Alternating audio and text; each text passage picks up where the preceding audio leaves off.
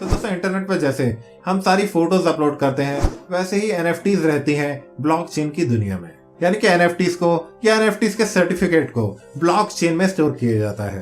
अब ये ब्लॉकचेन कोई भी ब्लॉकचेन हो सकती है। फिलहाल तो इथेरियम ही सबसे बड़ी वो ब्लॉकचेन है जिसमें सबसे ज्यादा एनएफटी ट्रेड की जाती है, जिसमें सबसे ज्यादा एनएफटी स्टोर की जाती है और जहां जाकर लोग अपना ज्यादा से ज्यादा पैसा इन्वेस्ट करते हैं।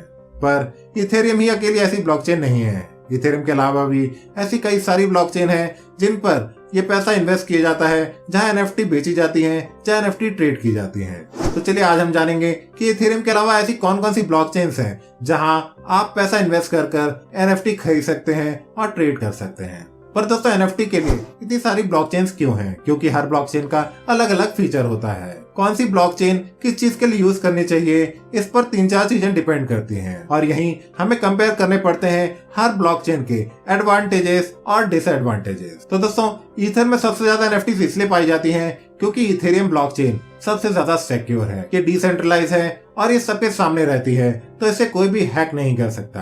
पर इसके कई सारे डिसएडवांटेजेस हैं जिसकी वजह से और बहुत सारी ब्लॉकचेन्स बन गई हैं जो एनएफटी का इस्तेमाल कर सकती हैं। सबसे पहला डिसएडवांटेज है कि इथेरियम में कुछ भी करने के लिए आपको फीस लगती है। फीस मतलब प्रॉपर रुपए, और इन रुपए की पेमेंट जाती है इथेरियम में, यानी कि ब्लॉकचेन कुछ भी करने के लिए बहुत ही महंगी पड़ती है। दूसरा इसका डिसएडवांटेज है कि हर एक सेकंड में इथेरियम सिर्फ 30 ट्रांजैक्शन ही कर सकता है। यानी कि अगर दुनिया भर के लोग इथेरियम चला रहे हैं और एक साथ बहुत सारे ट्रांजैक्शन कर रहे हैं तो ऐसा हो सकता है कि आपका ट्रांजैक्शन कई घंटों बाद क्लियर हो, और कभी कभार इसी वजह से कई लोग के ट्रांजैक्शन फेल भी हो जाते हैं। और तीसरी सबसे बड़ी वजह है कि इथेरियम को यूज करने पर एनवायरनमेंट में बहुत फर्क पड़ता है, क्योंकि इथेरियम ब्लॉकचेन को चलाने के लिए उसे माइन करना पड़ता है और इथेरियम माइनिंग बहुत ही ज्यादा कॉस्टली होती है। इन माइनर्स को माइनिंग करने पे इथेरियम मिलते तो जाते हैं पर साथ ही साथ ये कई लाखों की बिजली भी खर्च करते जाते हैं। अब ये सारी इश्यूज इथेरियम में है तो, पर इन सारी इश्यूज को रिजॉल्व करने के लिए इथेरियम 2.0 आने वाला है। हो सकता है वो जब आए तो ये सारे इश्यूज रिजॉल्व हो जाएं, पर तब तक हमें इथेरियम से ही काम चलाना है। तो चलिए देखते हैं और ऐसी कौन कौन सी ब्लॉकचेन है जिसमें एनएफटी ट्रेडिंग की जाती है।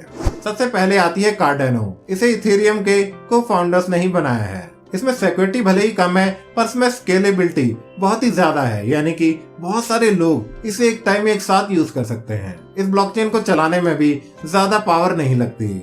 इसे माइनिंग करना भी काफी ज्यादा आसान है। साथ ही साथ यहाँ पर ट्रांजैक्शन फीस भी बहुत ही कम होती है और इसी वजह से एनएफटी के कार्डेनो बेस्ड कई सारे मार्केट प्लेस दुनिया में मौजूद हैं, क्योंकि यहाँ पर लोग को एनएफटी खरीदना और भी सस्ता पड़ता है। अगली ब्लॉकचेन है सोलाना ब्लॉकचेन। दुनिया का एनएफटी का सबसे बड़ा मार्केट प्लेस ओपनसी भी ईथर के अलावा सोलाना करेंसी यूज करता है, यानी कि यहाँ पर भी आप सोलाना ब्लॉकचेन से एनएफटी खरीद सकते हैं। सोलाना इतना एडवांस और इतना सस्ता पड़ता है कि यहाँ गारंटी दी जाती है कि आपकी ट्रांजैक्शन फीस कभी भी 1 सेंट से ऊपर नहीं जाएगी।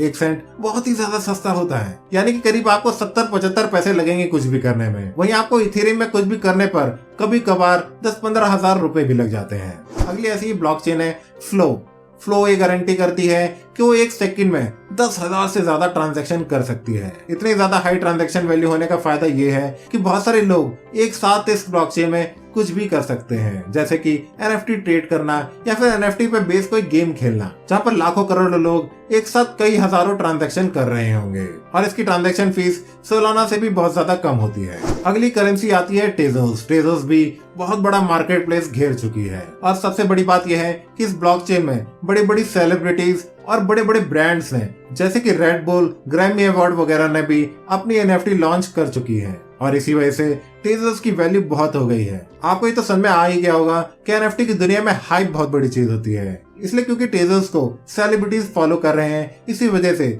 इसकी कीमत बहुत ज्यादा है और ये है भी बहुत फास्ट। तो दोस्तों ऐसे ही और भी ब्लॉकचेन्स हैं, पर बाकी सारी काफी सिमिलर ही हैं और अभी तक उनका ज्यादा यूज नहीं किया जाता। तो आपके दिमाग में ये उठ रहा होगा कि मैं किस ब्लॉकचेन में जाकर इन एनएफटीज को खरीदूं। तो दोस्तों आपको ये सोचना है कि आपके पास इन्वेस्ट करने के लिए पैसा कितना है, क्योंकि अगर आप एनएफटी में लंबी गेम खेलना चाहते हो, बड़ी गेम खेलना चाहते हो, तो आपको इथेरियम में ही घुसना चाहिए, क्योंकि इथेरियम ही सबसे बड़ा मार्केट प्लेस है। सबसे बड़े बड़े इन्वेस्टर इथेरियम में ही भरे पड़े हैं।